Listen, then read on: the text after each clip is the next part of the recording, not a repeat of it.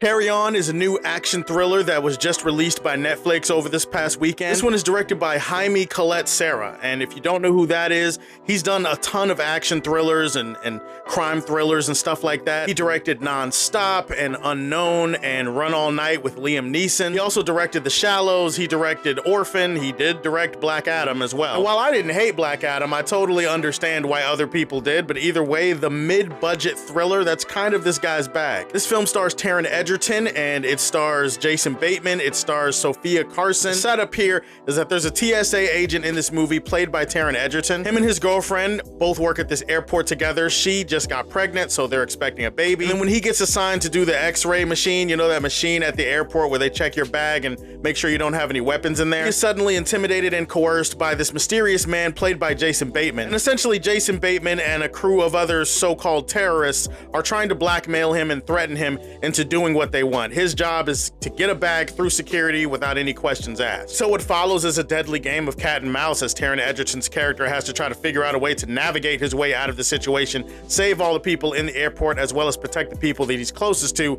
without giving himself away. Die Hard is one of my favorite movies of all time. I love that movie to death. I watch it every year around Christmas time. Another one of my favorite movies of all time is Phone Booth. I don't know if you guys have seen that one, but it has Kiefer Sutherland in it and it has Colin Farrell. Pretty good movie. It came out in the early 2000s. I say all that to say that if I had to describe Carry On, it would feel like a love child between Die Hard and Phone Booth. It really does feel like a perfect mix mash of those two genres. Like, it's an action thriller and it takes place around Christmas time, so in that sense it will remind you a lot of Die Hard, where there's this one guy that's trying to overcome this force of terrorists. But I would also say like 60 to 70% of the movie is Taron Edgerton taking instructions from this earpiece and this guy talking to him in this earpiece, and in that sense it reminds me a lot of Phone Booth. Like I said, Jaime Collet-Serra, this is his pocket, this is his bag. These are the type of movies that he's really good at making. Just like Phone Booth, this is a guy taking orders and instructions, so a lot of the appeal of this movie is gonna be the banter, the back and forth between Taron Edgerton's character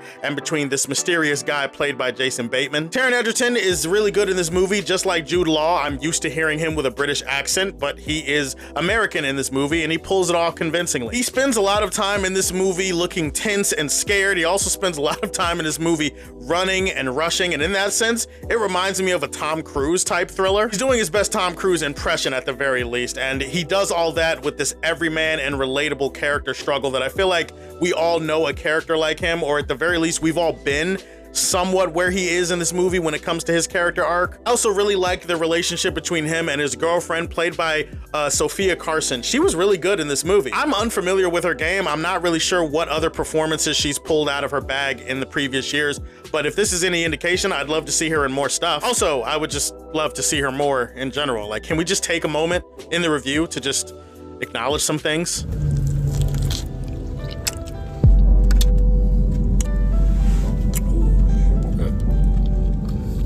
Oh, shit.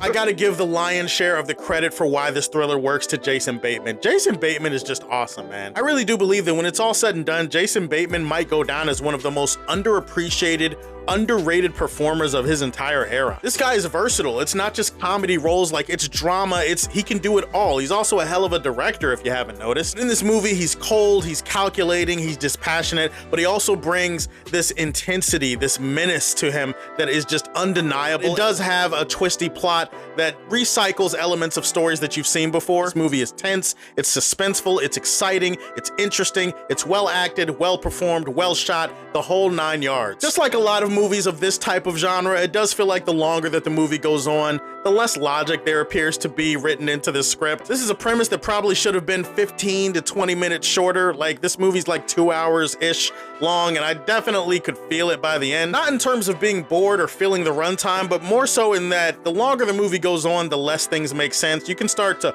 poke holes at different things and different areas of the film that don't really have that same logical tightness that the first 2 acts did. There's this other side plot involving this cop played by Danielle Deadwyler. She's good in the movie, but this other side plot that tries to tie in a bunch of other elements. While it does feel necessary for the story, it starts to make the story feel a little bit more convoluted than it needed to be. Having said that, these are nitpicks. The movie had a satisfying ending and it's well executed, like I said. If you're into Christmas movies, if you're into action thrillers, this movie's gonna have you on the edge of your seat. It's gonna have you holding your breath a few times. That's the definition of tension done right, and I definitely would highly recommend that you check out Carry On. Carry On is an awesome little Christmas thriller streaming on Netflix right now. I'm gonna leave this one in the Silver Age for Man of Steel. Tell me, have you seen it? Do you plan on seeing it? What's your favorite Christmas movies of all time? Give me your top 5. Go ahead and put them in the comment section below. Stay tuned for more videos. Please like and subscribe to the Superfan Show. And if you like what you see, tell me how you feel and stay tuned to hear more from the Man of Steel.